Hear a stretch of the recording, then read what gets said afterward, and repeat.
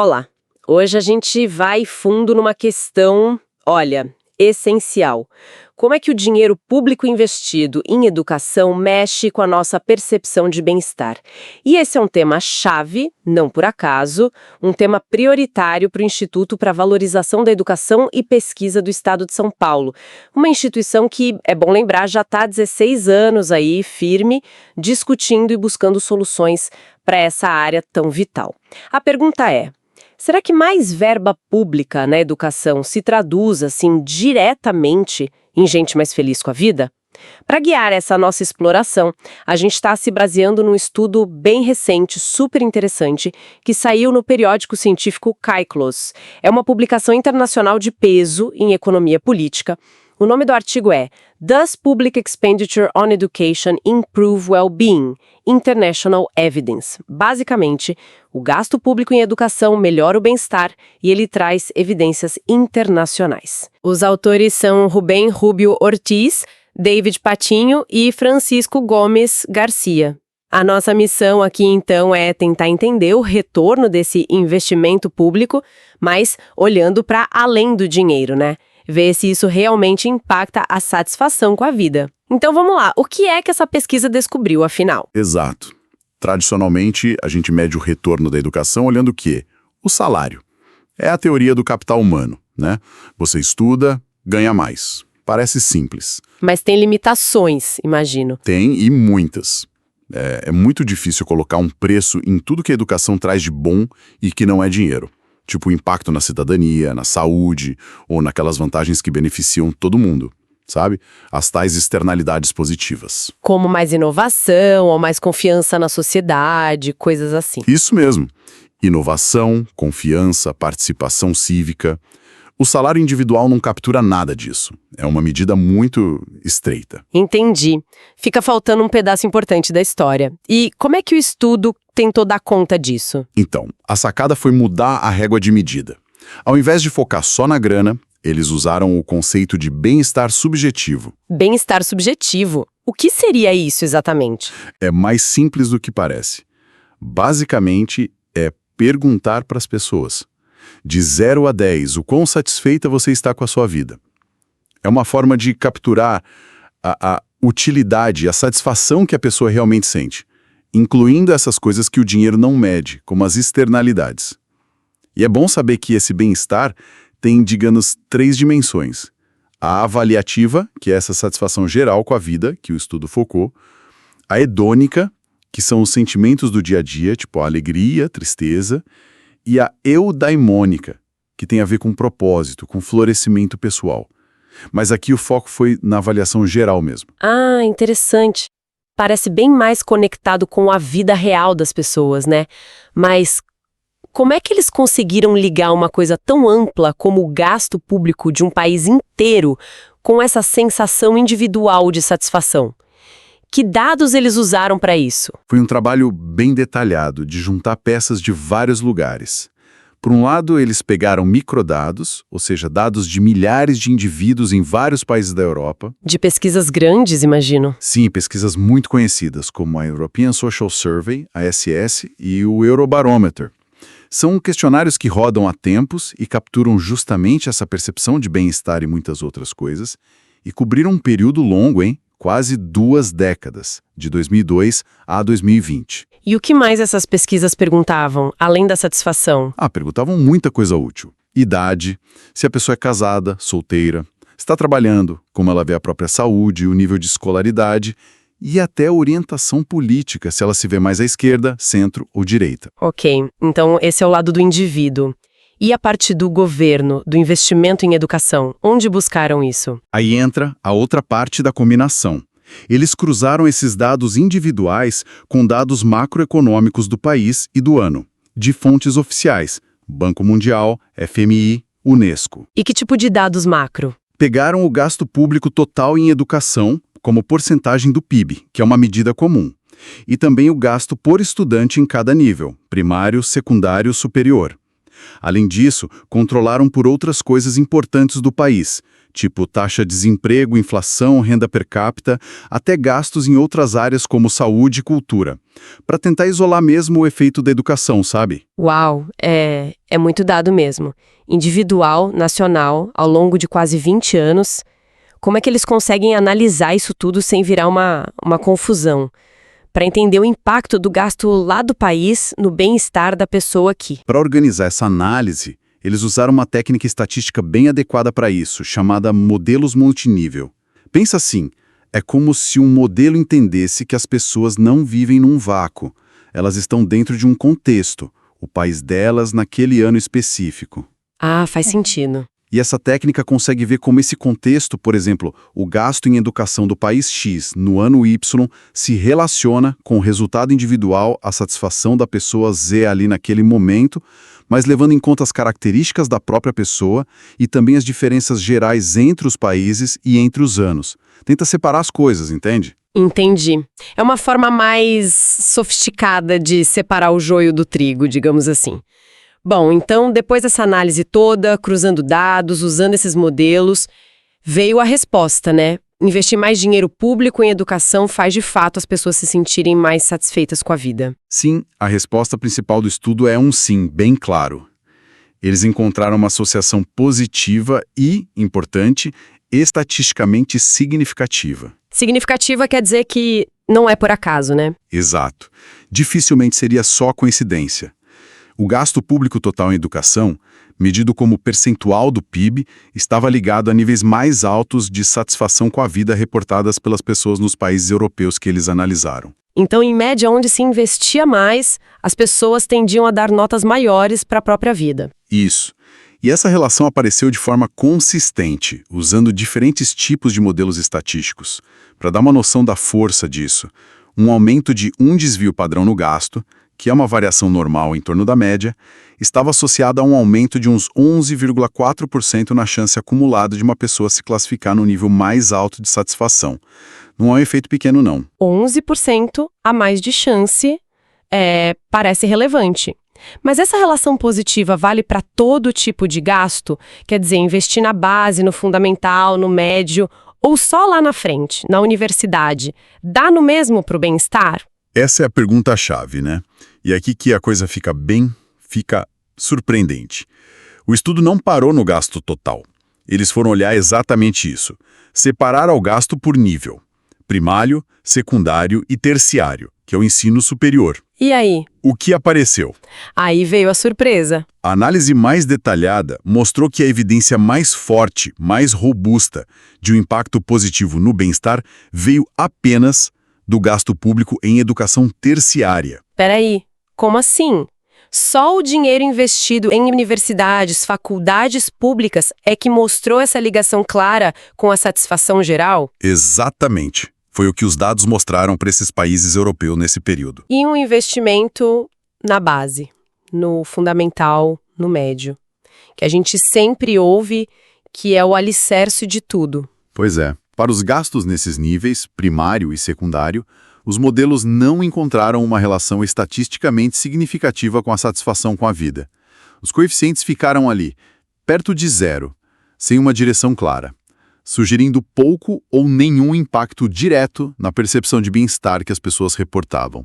Nossa, isso é muito contra-intuitivo. A gente sempre pensa na importância da base. O estudo dá alguma pista para explicar isso? Porque só o superior? Sim. Os autores discutem algumas hipóteses para esse resultado que, eles mesmos admitem, não era o esperado. Não é uma resposta fechada, mas são caminhos para a gente pensar. E quais seriam esses caminhos? Uma hipótese é a da saturação ou universalização. Nesses países europeus, que são majoritariamente desenvolvidos, o acesso ao ensino básico e médio já é muito alto. Quase todo mundo passa por ele e a qualidade geral também costuma ser boa. Então, talvez, a partir desse ponto, colocar mais dinheiro ali não traga um ganho tão grande de bem-estar percebido. As pessoas talvez já vejam isso como garantido, sabe? E um pouquinho a mais de investimento ali não muda tanto a satisfação geral com a vida. Entendi. Seria um retorno decrescente de bem-estar. Exato. Outra ideia é a da diferenciação. O ensino superior, por outro lado, ainda funciona muito como um diferencial. Abre portas para carreiras, para status, né? E talvez a oferta, ou a qualidade percebida, ainda não seja tão universal quanto a do básico. Faz sentido. Nesse cenário, o investimento público no ensino superior seria mais sentido, mais valorizado pelas pessoas, porque amplia oportunidades que elas veem como importantes e talvez não tão acessíveis para todo mundo ainda. O impacto seria maior onde o benefício ainda distingue mais. Entendi. Onde faz mais diferença na trajetória individual, talvez? Pode ser. E tem também a questão das externalidades que a gente falou antes. O ensino superior está muito ligado à pesquisa, à inovação, à formação de gente que vai gerar avanços para a sociedade toda. Talvez esses benefícios mais amplos, mesmo que indiretos, acabem sendo capturados de alguma forma na avaliação que as pessoas fazem da vida e do país. E tem mais alguma hipótese? Tem uma última, ligada ao tempo. Os benefícios de um bom ensino fundamental ou médio podem levar muitos anos para se concretizar na vida adulta, né? Um bom emprego, uma carreira sólida. Talvez esses ganhos de longo prazo não afetem tanto a satisfação que a pessoa sente hoje. O impacto não seria imediato. Isso. Já os benefícios do ensino superior ou a falta deles podem ser sentidos mais de perto por quem está cursando, quem acabou de sair ou quem sonha em entrar. O horizonte de tempo é mais curto. São explicações plausíveis, né, para um resultado que realmente surpreende à primeira vista. E o estudo foi além. Tentou ver se as características das pessoas, tipo a visão política delas, mudava essa relação entre gasto e bem-estar. Sim, exploraram isso também. E é um ponto bem interessante porque mostra como grupos diferentes podem enxergar as políticas públicas de um jeito diferente. Eles analisaram se a identificação ideológica, esquerda, centro ou direita, alterava o tamanho do efeito do gasto em educação na satisfação. E alterava. A ideologia pesou nessa conta? Pesou um pouco, sim. O resultado principal foi que o efeito positivo do gasto existe para todo mundo, independente da ideologia. Mas ele é menos intenso para quem se identifica com a direita, com visões mais conservadoras. Menos intenso. Como assim? Quer dizer que essas pessoas também reportam mais satisfação quando o gasto público em educação aumenta, mas o ganho de bem-estar para elas é um pouco menor do que para quem se vê no centro ou na esquerda. A análise mostrou uma interação negativa ali. Então, o benefício existe, mas é percebido com um pouco menos de intensidade por esse grupo. Exato. E isso está alinhado com outras pesquisas que sugerem que pessoas com visões mais conservadoras tendem a derivar um pouco menos de bem-estar de aumentos no gasto público em geral. Talvez por preferirem menos Estado ou por terem mais dúvidas sobre eficiência, enfim. Mas o ponto importante é, o estudo não diz que elas não se beneficiam, só que o impacto percebido no bem-estar parece ser um pouquinho atenuado. Interessante como a nossa própria lente ideológica pode, colorir um pouco a percepção do benefício. Bom, diante disso tudo, o efeito positivo geral, esse foco no ensino superior, a moderação pela ideologia, quão confiantes a gente pode ficar com essas conclusões? Eles testaram a robustez disso? Fizeram sim, e isso é super importante para dar credibilidade. O principal teste foi refazer toda a análise usando uma outra base de dados, o Eurobarometer, aquela outra pesquisa europeia. Usaram dados diferentes para ver se davam o mesmo resultado. E eles também variaram um pouco os métodos estatísticos. Mesmo assim. Mesmo assim, as conclusões principais se mantiveram. Continuaram encontrando gasto público em educação ligado positivamente ao bem-estar, esse efeito sendo mais forte ou até exclusivo para o ensino superior, e a ideologia de direita atenuando um pouco a relação. Ah, que bom! Encontrar a mesma história, usando fontes e métodos diferentes, dá mais segurança de que não é um achado casual, né? Fortalece bastante as conclusões. Certo. Então, juntando as peças dessa análise profunda, a mensagem principal parece ser que investir dinheiro público em educação vai além de formar profissionais ou aquecer a economia. Parece que, de fato, contribui para que as pessoas se sintam melhor com a vida que levam, né? Essa é a grande conclusão, sim. O estudo traz evidência empírica forte para essa ideia de que o investimento em educação tem um retorno social que vai além do salário, um retorno em bem-estar subjetivo. Mas com nuances importantes, como a gente viu. Nuances cruciais. A primeira é que, nesse contexto europeu estudado, O motor principal desse retorno em bem-estar parece vir do investimento no ensino superior. Certo. E a segunda é que a forma como as pessoas percebem esse benefício não é igual para todo mundo, varia um pouco conforme a visão política. E tudo isso, eu acho, reforça como pode ser útil a gente olhar para o bem-estar subjetivo como uma ferramenta a mais, não a única, claro, mas complementar para avaliar o sucesso das políticas públicas. Para capturar coisas que o PIB não pega, né? Exatamente. Coisas como essas externalidades, benefícios não monetários, dimensões que as métricas econômicas tradicionais sozinhas acabam deixando de fora. Claro que, como toda pesquisa, essa deve ter suas limitações também, imagino. Com certeza. E os próprios autores apontam isso. Uma limitação óbvia é o foco em países europeus, a maioria desenvolvidos. A disponibilidade de dados bons e consistentes por tanto tempo meio que forçou isso. A gente não pode simplesmente assumir que seria igualzinho em países em desenvolvimento, com realidades educacionais e sociais bem diferentes. É verdade. Outro ponto é a natureza dos dados. Apesar de cobrirem muitos anos, são como fotos repetidas, né?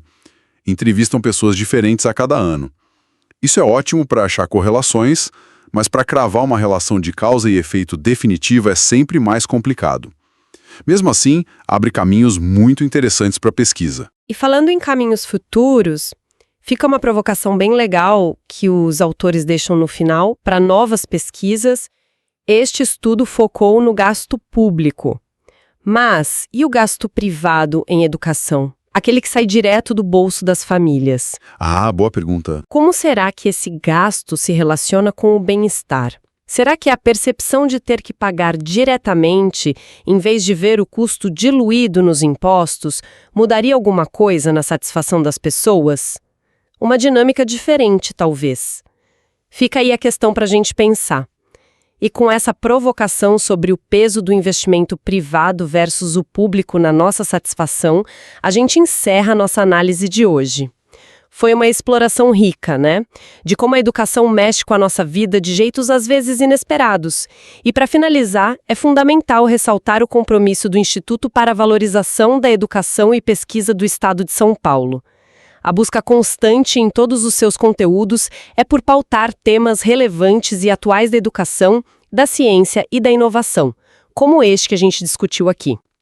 Sempre alimentando um debate informado e construtivo sobre os caminhos para o nosso desenvolvimento. Obrigada pela companhia e até a próxima!